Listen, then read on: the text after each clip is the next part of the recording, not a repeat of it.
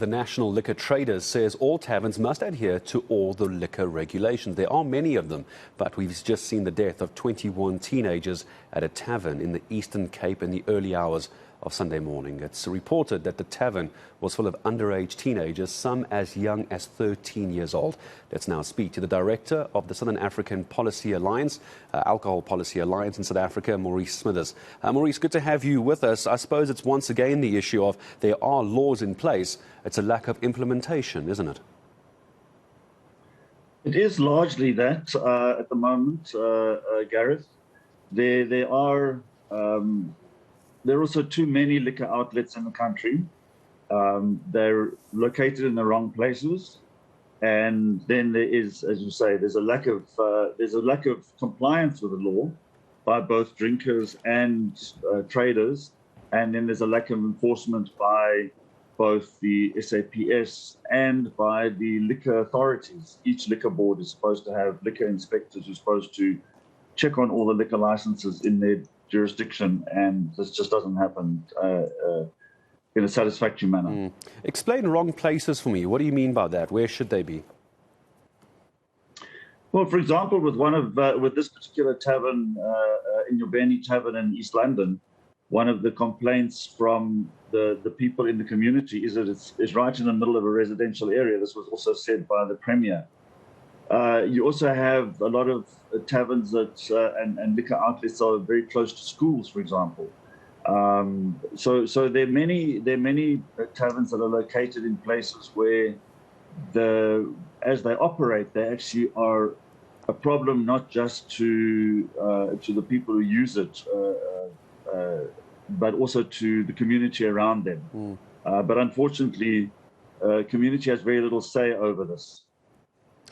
Age limit has become a big talking point since this tragedy, hasn't it, Maurice, as well? Current age limit 18. What would the view of the Alliance be about changing that age limit, perhaps increasing it? Do you think it would have made a difference in this case? Look, just changing the age is not going to be enough to make a difference.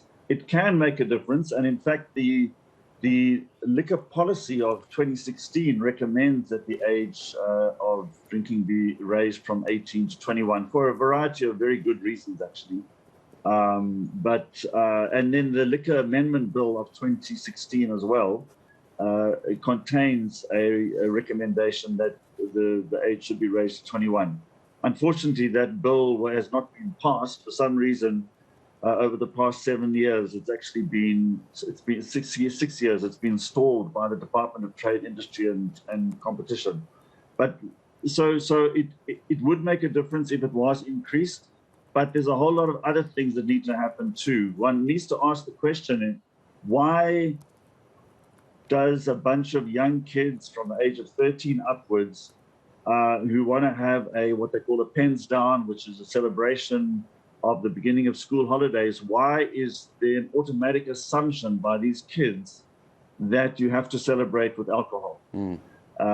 So we need to look at that as well. We need to look at advertising, peer pressure, adult modeling, as I said, the proliferation of liquor outlets, and the relatively cheap cost of liquor, particularly beer, in the country. All of these are steps that can be taken to deal with the alcohol problem in the country. And in fact, all these steps that I just mentioned, which is dealing with the location and number of liquor outlets, the cost of alcohol, and advertising, are all part of the World Health Organization global strategy for reducing the harmful use of alcohol. Unfortunately, we are stuck at the moment because government's not doing anything on it. They're not moving on it. Even after what we learned during COVID, and the many statements made by many politicians, including the Premier of Eastern Cape and the President, about the need for better legislation, it just ain't happening. You've raised a number of very, very good points, Maurice, which I'm sure we're going to follow up on. Advertising, adult modelling. I'm going to leave this as my last question to you for now, if you don't mind, though.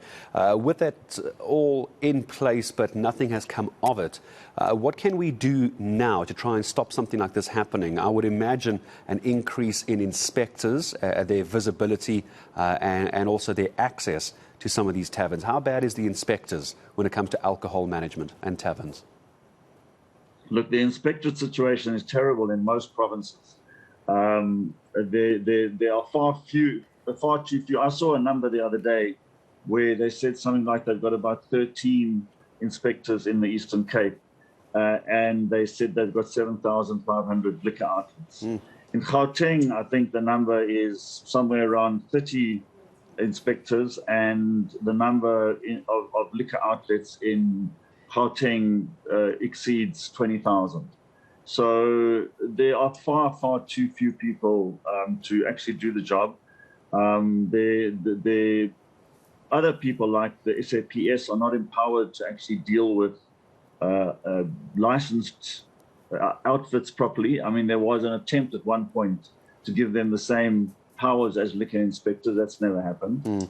But there's a general lack of will around the issue. I mean, just as a closing point, what a lot of people don't know is that currently the Department of Basic Education is actually proposing that at schools, in the Basic Education Laws Amendment Bill, is proposing that schools be allowed to serve and sell alcohol at schools and at school functions, obviously to adults, to raise funds.